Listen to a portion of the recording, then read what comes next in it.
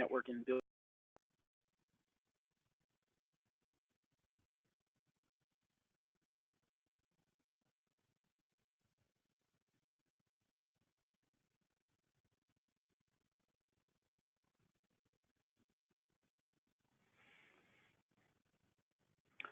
All right, so once again, today's topic will be on networking and building relationships. I'm excited to share this topic with you. I think it's one that's really important for all engineering professionals of all experience levels. And I want to start this session off with a quote. And the quote is as follows: "The successful networkers I know, the ones receiving tons of referrals and feeling truly happy about themselves, continually put the other person's needs ahead of their own." And that's from Bob Berg. The thing about networking is that it really is a two-way street. The idea should really be to provide value to other people. I think a lot of people think of networking and they just think of what can they get for themselves out of it. And typically those people aren't effective networkers. So that's just kind of an overall thought to keep in mind as we progress through the session today. And just a reminder too up front here that this is one session in a series that we've been doing for your experience level. And at the end of this session, I'm going to give you the link where you can find the recordings and the upcoming sessions of the series so that you can keep up with all of this. And also, we're going to be sending out a survey, a short evaluation at the very end of this session by email to you, where you can indicate if you would like a copy of the slides and recording. So you'll be able to get both of those for this session as well. Real quick, I'm going to introduce myself for those of you that haven't attended any of the previous sessions. My name is Anthony Fasano. I'm a licensed professional engineer. I have a bachelor's and a master's in engineering, as well as a professional engineering license. For me, I found success at a reputable firm at a very young age as an engineer because I developed many of the soft skills that I've been teaching through this joint program we're conducting with ASME. And in developing some of my soft skills, like my communication skills, like my networking skills, my career took off, and my boss approached me and asked me if I would go around and train the other engineers in the firm that I was working for at the time on these same skill sets. At first, I was nervous to do it, but eventually I went around and did it, and I really enjoyed doing it. But more importantly than that, the company started seeing results: better project performance, better team and client communication. And so at that time, I decided that I wanted to do coaching and training on a more regular basis. So in 2009, I left my engineering career behind, and I've spent the last 10 years kind of traveling the globe, helping engineers and technical professionals develop these skill sets like the ones we've been focusing on through this series.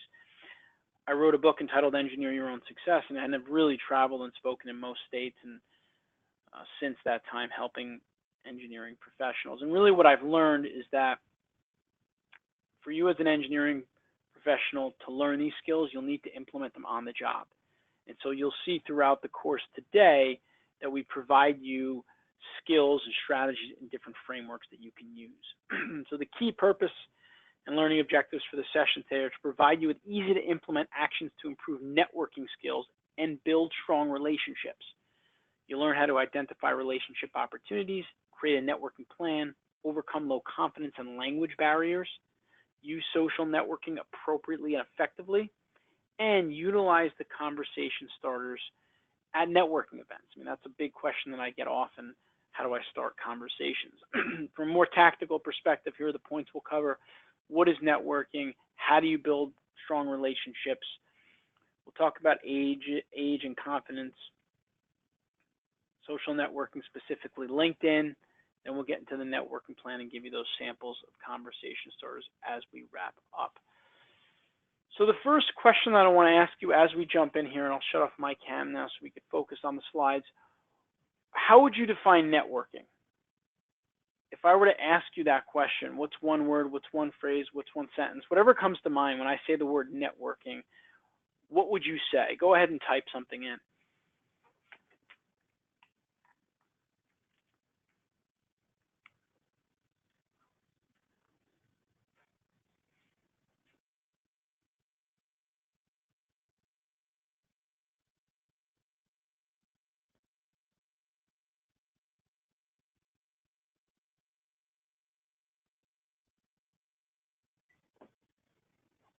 Okay, relationships, meeting new people, build social network. Okay, I like all of those.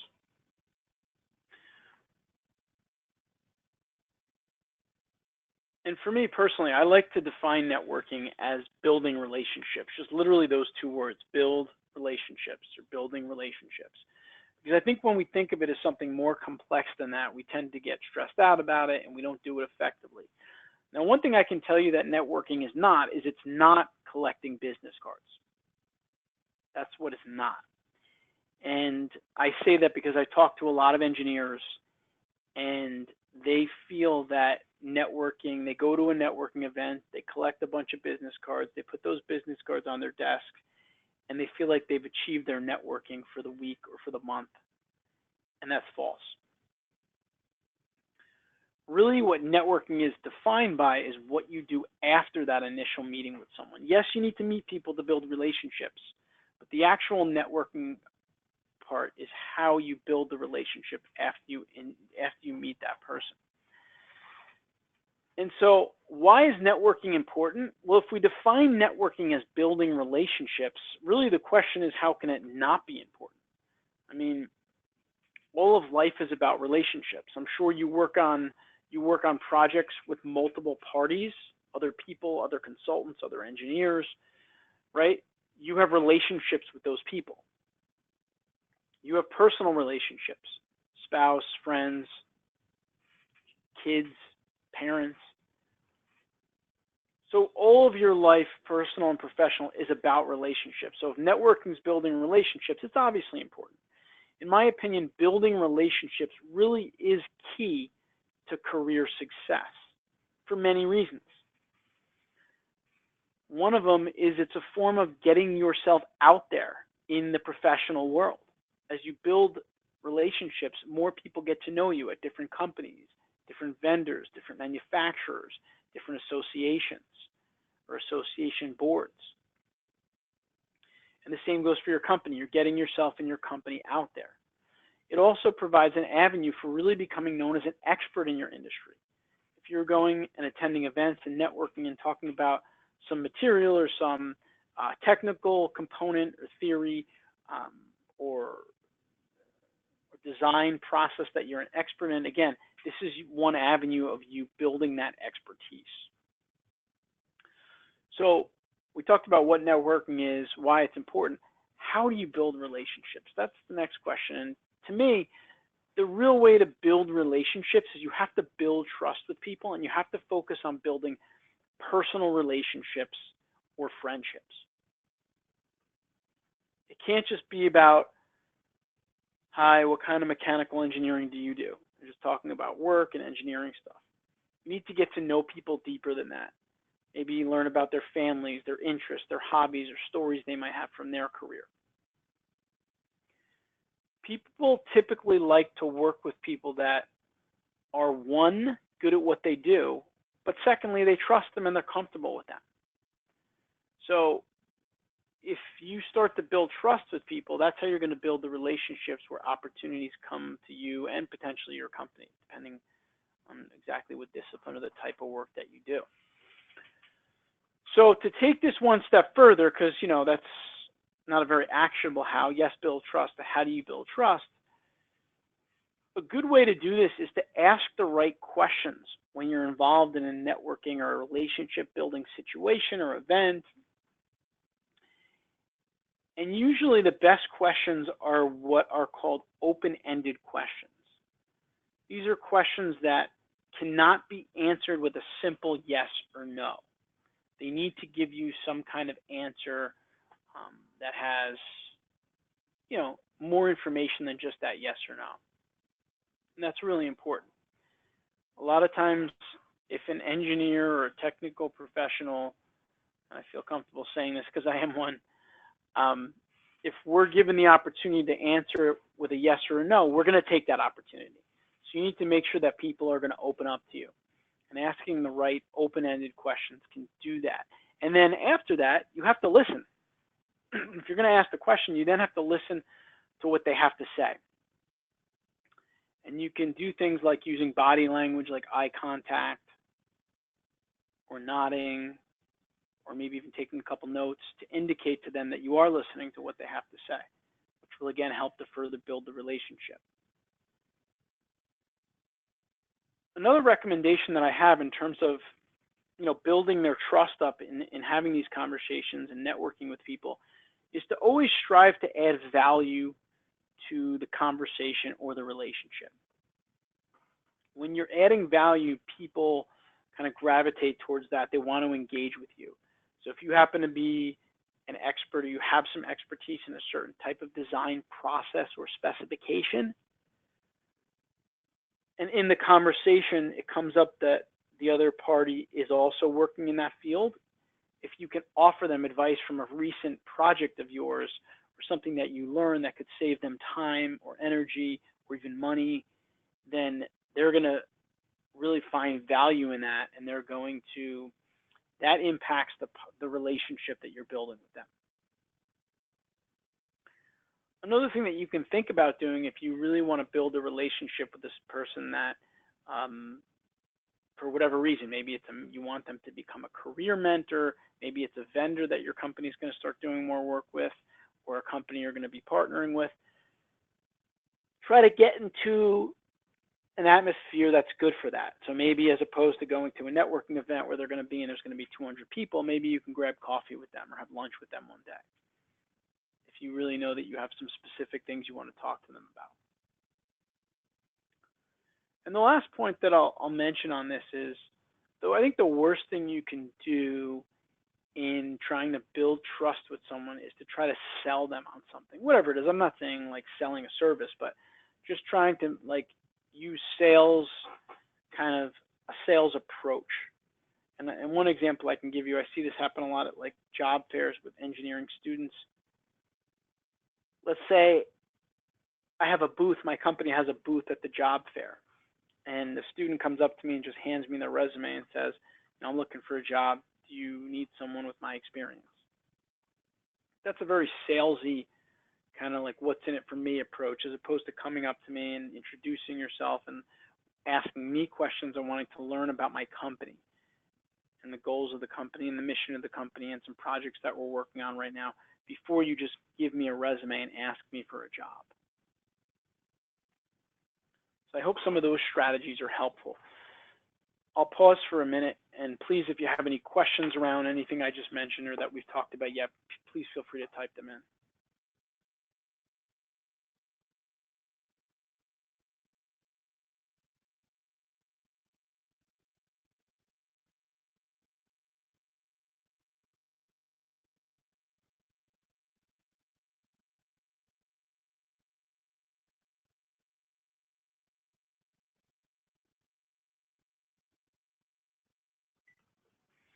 Okay, you can keep thinking through some questions. I'm going to give you a little story from my career to kind of capture some of what we talked about so far. As an engineer, I wanted to, in my role, I practiced as a civil engineer, so there was kind of a component where I had to go out and actually win business for my firm, which, you might not experience as a mechanical engineer, although you'd have other reasons to go out and meet with people. But I wanted to meet people for that reason, specifically in the community. So I convinced my company to pay for me to become a member of what's called a BNI group, a Business Networking International group. It's a small group in town that met once a week at a diner. And the goal of the meeting was to try to pass business to other members. So for example, there's one engineer in the group, one accountant, one person in finance, one real estate agent. And the idea is to pass business to the other people. So I went and I attended the meetings for about a year, every week at the diner, one morning a week. And I didn't really see a lot come out of it for my company. And I was very skeptical. Now, I had made some personal relationships with people in the community, but I was very skeptical that my company was going to pay for me and support me to go for another year. So at the same time, we were working on a big project in one of the local towns there, redoing the main street in the town. And because of the type of project it was, there was a lot of businesses along the street. There was a park for the citizens. There was a public civic association that was involved in the project. And we had meetings with them, and they were very heated. I mean, nobody wants to have their road ripped up and their business disturbed. And so I remember going into one of these meetings with my boss and our client, who was the town or the municipality, and I saw the accountant, the local accountant who was in my BNI group. And I went up to him and I said, "Oh, what are you doing here, Mike?" And he said, "Oh, I just became the president of the Civic Association." So because of my relationship with him, we ended up having a very smooth, productive meeting. There was no yelling as there was in the past at these meetings, which looked great for me. It looked great for my company, and it looked great for our client, who was the town. And so my point of that story is that by building relationships with people around you in your industry and other companies, other vendors, other manufacturers, it can really help in all different ways, whether it's opportunities, whether it's a project, whether it's a challenge that comes up and you need help. But my point also in that story was that I took a little bit of a risk and I looked for a group that I could get involved in to try to build these relationships, and it ended up paying off. The next point I want to touch on here is overcoming low confidence or language barriers. For example, maybe if you have English as a second language and you're forced to go to some networking events, English speaking events. So one of the things that you can do if you have issues with confidence, whether it stems from language barriers or not, is instead of going out to some of these networking events and trying to do cold relationship building or meeting people that you've never met before, instead, try to start developing relationships with people that you already know just a little bit deeper than they are now. For example, maybe you graduated with a couple of mechanical engineers in school, some of them are local and you never kept in touch with them. Maybe a good place to start in your networking events is to meet up with them and try to deepen those relationships. It's much easier than reaching out to someone you've never reached out to before. And in doing that, what you should do is make a note of what's working. Maybe for you, in-person conversations are better than getting on the phone. Or maybe for you, you like to email back and forth with someone or text message with them. It works better for you and you're able to express yourself better that way. So make a note of what's working. Another strategy you can take to overcome these barriers is to join a public speaking group, like a Toastmasters International. Toastmasters is a international nonprofit organization. They have chapters in pretty much every city in the US. And it's literally a place you can go once a week and practice your public speaking skills in front of a very supportive group of others that are learning as well. And public speaking is the one thing that can build your confidence above all else. And building confidence helps you with every skill set, including networking, communication. Because if you have confidence, then it's easier to go out there and meet people and start conversations. Confidence is everything in networking, and I believe everything in your career as well. We're going to transition now, and we're going to go into talking about social networking online. But again, before we do that, I just want to break for 30 seconds and give you an opportunity to ask questions or share experiences that you might have related to what we've talked about so far.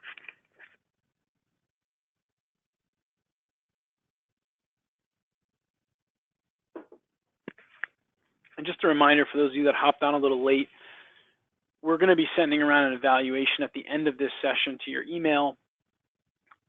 When you fill it out, it's very short. I ask that you fill it out, but you can also indicate in the evaluation if you would like a copy of the recording of this session as well as the slides. So just indicate yes in that survey, and we will be sending it out within a day or two.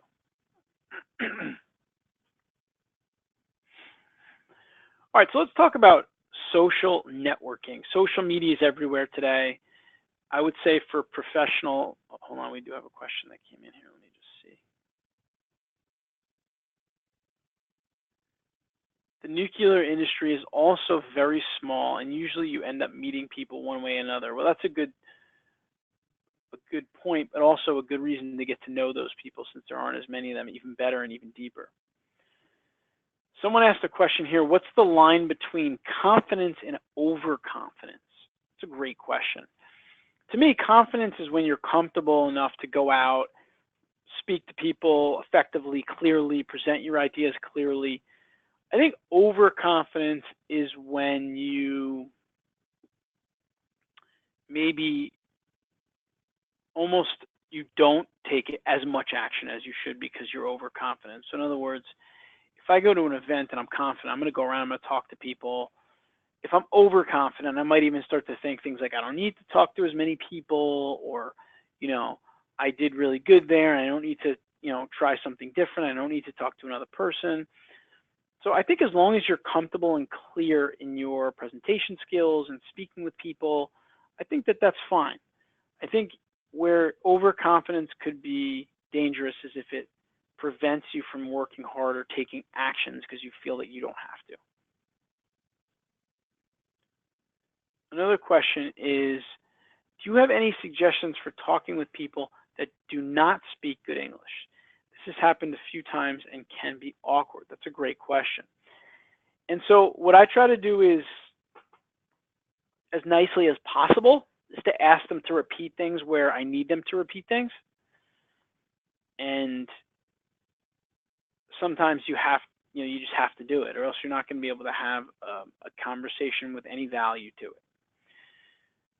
The other thing that you could try to do is communicate with those people, follow up with them on an email or something that's written, so that if you didn't get everything they were saying in the in-person conversation, at least it can be confirmed or relayed over an email where they have time to write it out and you have time to read the writing. So you're not guessing at what they're saying. Great questions. Thank you for those. All right, let's jump into social networking. And as I said, social media is everywhere today. You're mostly going to use LinkedIn for work.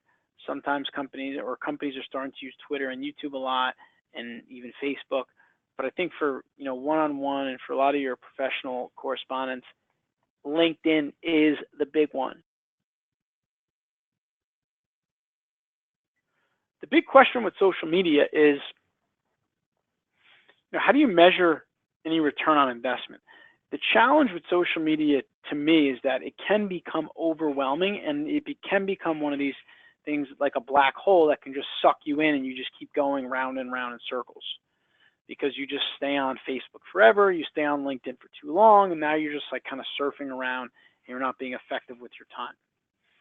So my recommendation to help you avoid that is to ask yourself 3 questions when you're planning around your social media use. The first question is, what am I looking to get from social networking? Are you looking to meet people in a specific sector, at a specific company, in a specific geographic location? Are you looking to get new business, or are you looking to get a new certification, or just meeting other engineers that work in your discipline? What are you looking to get? What's your goal in social networking? That's number 1. Number 2, how much time am I willing to spend towards that goal? When I was practicing as an engineer, but I knew I wanted to open a coaching and training company, I spent my lunch hour on LinkedIn making connections, building relationships. And I committed 30 minutes a day. I put it on my calendar every day at lunchtime. I committed 30 minutes a day to get on there on LinkedIn and to do some networking, build relationships. And today, I have over 11,000 LinkedIn connections, and it's an important source of business for us at the Engineering Management Institute. And the third and final question is, how do I measure the return on investment? So if you're going on social networking to find a mentor in your career, then you can measure the ROI if you get a mentor, right, or multiple mentors.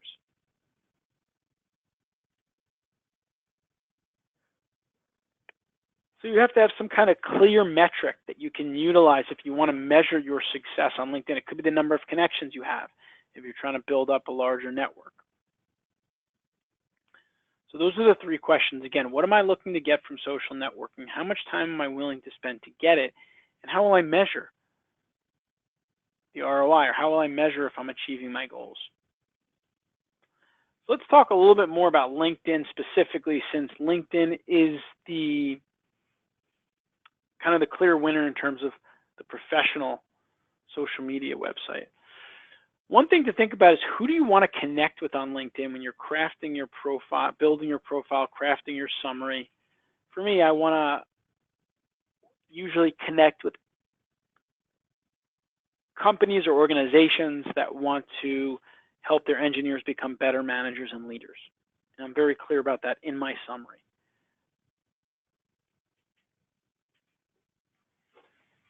You can categorize your contacts however you'd like to categorize them, but the point of this is you don't want to go on there and connect to a whole bunch of people and never contact or reach out to them. I mean, what's the point of that?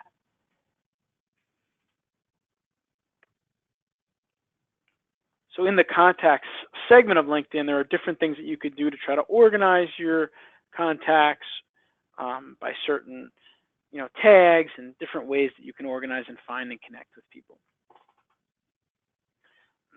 Join groups.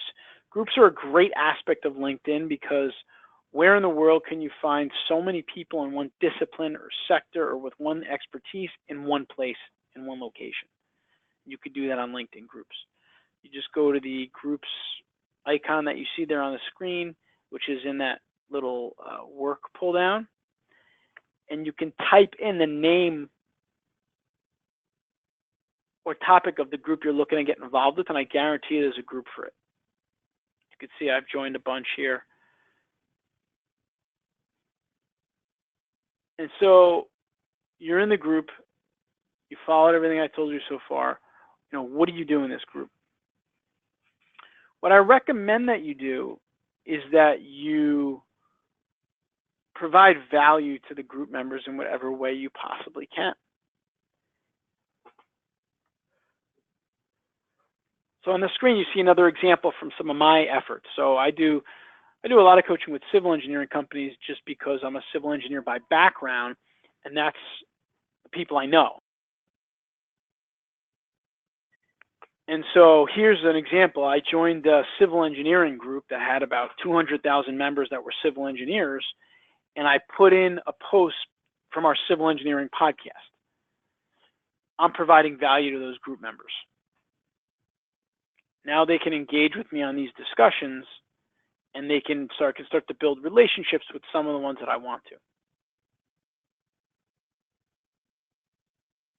Here's a question that came in here.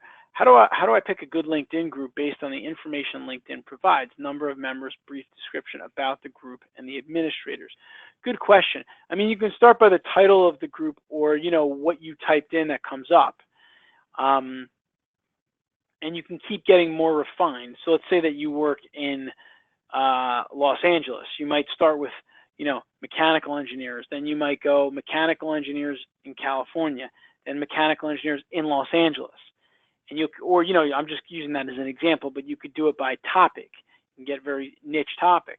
And what you'll find is there are a lot of really niche groups. And what I would recommend is you actually look for groups that are smaller and more intimate because they provide easier ways to really connect and build relationships with people rather than a group with a couple 100,000 members.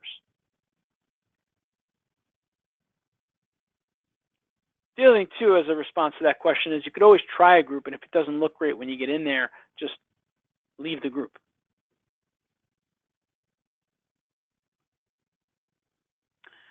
One of the things to remember when you're thinking about how to leverage LinkedIn effectively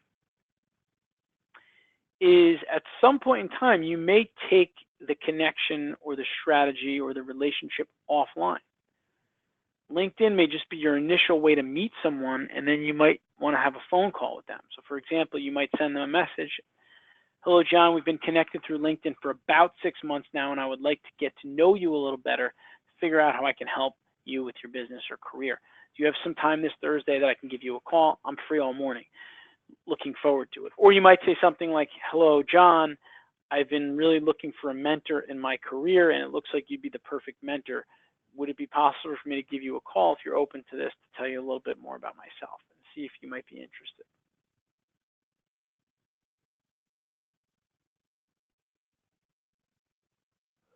The point I'm making here is that a lot of people think just because they're on LinkedIn or social media, magic's going to happen. And that's not necessarily the case. You need to work at it, and sometimes you need to go beyond that social media platform and reach out to someone directly. Of course, be careful in terms of who you're reaching out to, and if you're actually going to meet them in person, you got to be very wary of that. But nonetheless, it's a good strategy. All right, so I just gave you a bunch of information. Now what I want to do is give you some ways that you can take this information and use it and put it into practice. So first we're going to start with creating a networking plan, and then we're going to go into the conversation starters that you can use when you get out there and you start to network. So first of all, contrary to what most people will say, you should always be networking. I don't care if you just graduated school or if you're just about to retire. You know, networking is building a network for yourself that will yield opportunities. I would really make it a goal and a priority. And by creating a networking plan, you can really give yourself some structure towards that goal and how you might accomplish it, goal or goals.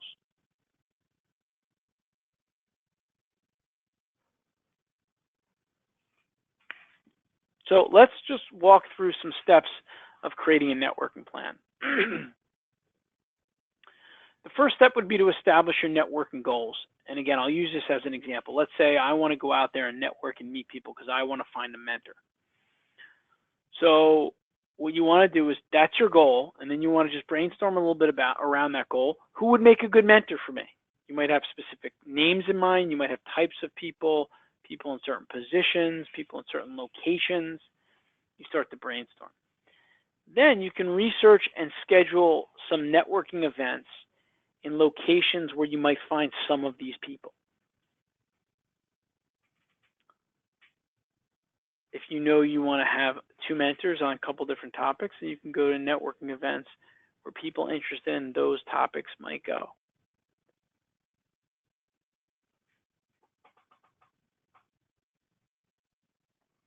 Lastly, you want to always organize, develop, and nurture your contacts as part of your networking plan. Because regardless of what your plan is for, whether it's a mentor or a business or different opportunities, you will meet people and you may want to contact them again in the future, in a year from now or 10 years from now. So make sure you have everybody in a database and they're organized in some way that would make it easier for you to find them again if you had to. Any questions, thoughts on that, or anything else that we've said so far? I'll pause for a minute here.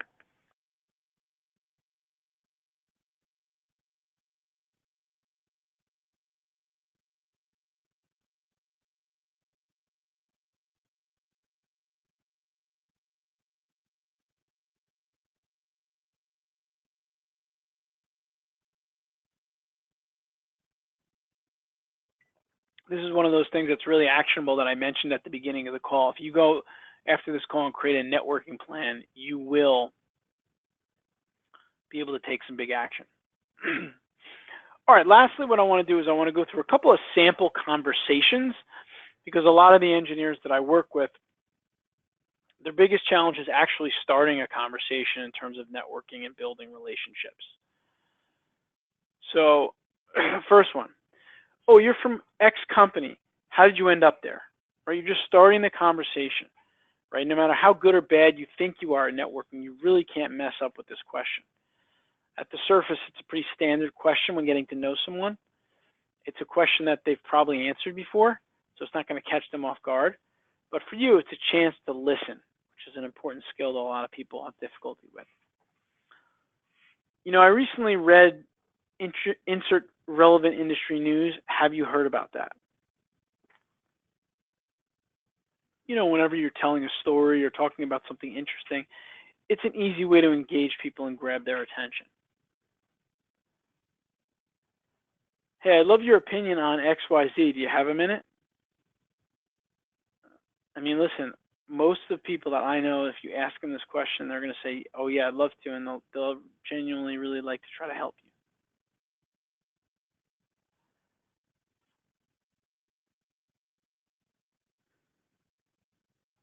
And again, you're sending a message to them that you respect them by asking them for help. How did you initially get your start in the industry? Everyone has a starting point, even if it's maybe not that significant. But I think asking this question can help you to really connect with people deeper than the next person. What do you enjoy most about what you do? Again, another positive question to get people going in the right direction. You could ask questions about career path training. Are you a member of any professional associations? Which ones do you feel are the most important to belong to? Questions about working hours. How many hours do you work in a typical week? How much autonomy do you have in terms of what you focus on at work? What kind of supervision do you have? How is your performance evaluated? Additional questions. Is this your first time attending this conference? If so, what session have you enjoyed the most so far?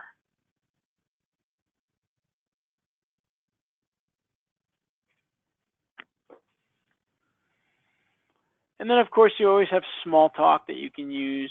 The weather, sports, what do you do in your spare time? Have you been doing much traveling lately? So these are all conversation starters or ways you can get someone to open up and talk, and then you could ask them some of the open-ended questions we talked about earlier. Here's a quote. It's not what you know, but who you know that makes the difference. I can't tell you how true that is. So true. The more opportunities you have, the more opportunities there will be for you and your firm or any organization you're a part of. All right, let's run through some of the key takeaways for the session. I'll open up for Q&A, and then we can get wrapped up here, get you back to work. Firstly, networking is not collecting business cards. It's about building relationships, and that begins when you get the business card. Building relationships is key to career success for a lot of reasons. We talked about building expertise, getting you and your company's name out there. Foster trust. People want to work with people that they're comfortable with. Remember that and make people comfortable by having conversations with them. Ask the right open-ended questions, questions that cannot be answered with a yes or no. Remember that you're never too young or too old to network. You should be doing it at all times. Leverage LinkedIn as much as possible and create a networking plan, which LinkedIn can be part of. But creating a networking plan will give you some goals to get to.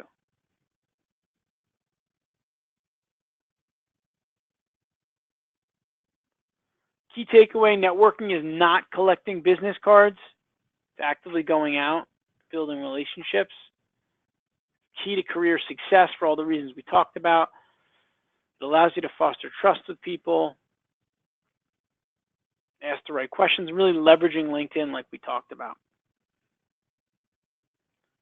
And then we went through the questions as I promised. What is networking? How do you do it?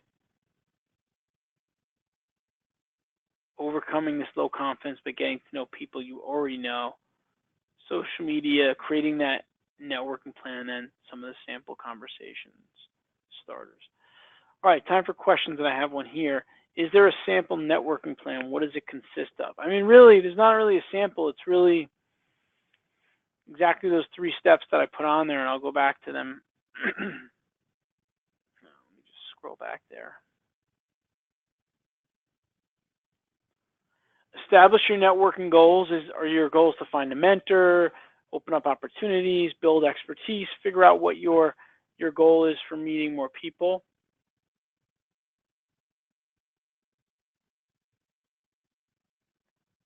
So you'd have to brainstorm on it and think about who that person might be.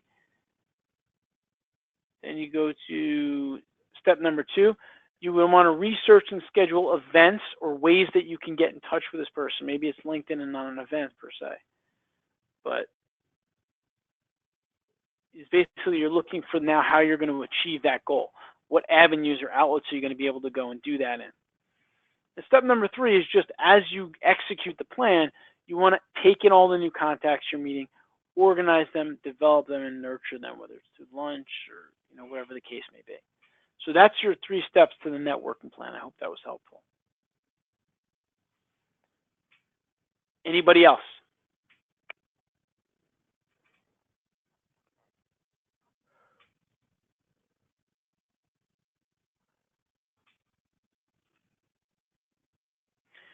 All right, well, thank you for spending some time with me here today. As I said, we're going to be sending out a survey and evaluation that'll go out. Usually it goes out around the bottom of the hour, so probably in about 20 minutes.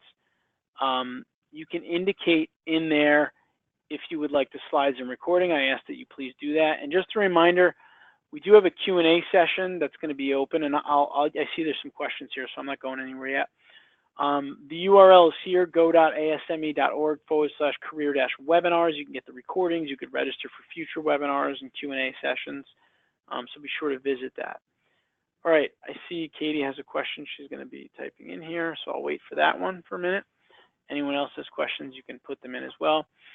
How do you nurture a LinkedIn contact that is across the country and you may not be able to meet in person? Well, I mean, listen, it happens a lot today. Then you just don't meet in person. You get on the phone, you might do a video chat or something along those lines. It depends, what the nature of the networking is, but there are plenty of ways to do it, and people do it all the time remotely these days from their house. Just figure out the best way for you to do it. Is it just having a phone call with them after you get to meet them and nurture them in that way? Maybe you go to a conference that they're going to be at and you could check in with them to see if they're going to be there. But it should not prohibit you from doing the networking and meeting that person, especially if it's aligned with your goals.